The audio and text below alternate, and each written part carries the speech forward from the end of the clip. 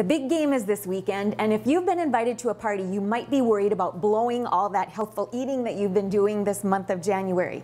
So all you have to do is bring your own healthful snack that you can load up on, and you won't be so tempted by all the other things that might not be so healthful for you. So I'll show you what I'm going to have during the game on Sunday. It's something that a friend gave me this recipe years ago, and she called it Texas Caviar.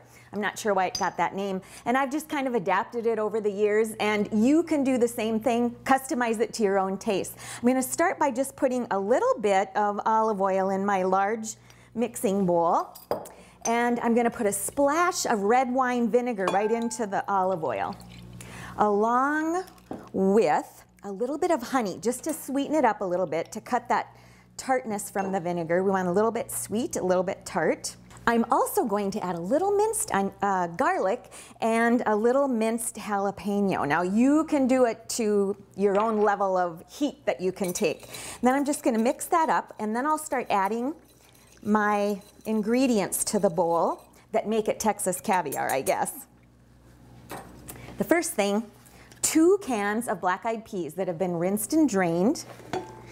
You can find those in the grocery store right along with all the other canned beans.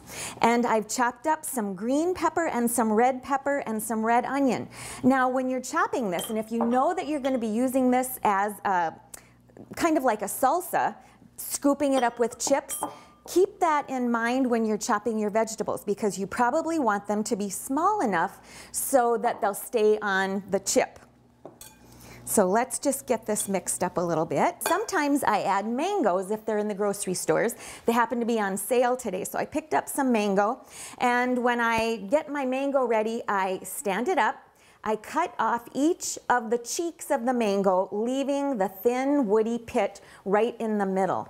And then I take my sharp knife and cut one way and then the other way without going through the skin.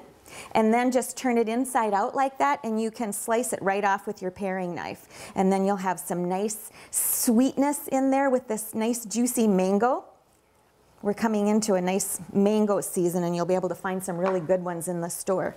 And right at the end, I add a little bit of salt and a little bit of pepper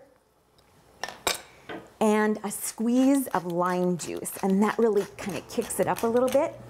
And there you have a very healthful dip to take to your party on Sunday. I'm Sue Doden, sharing good food for good life 365.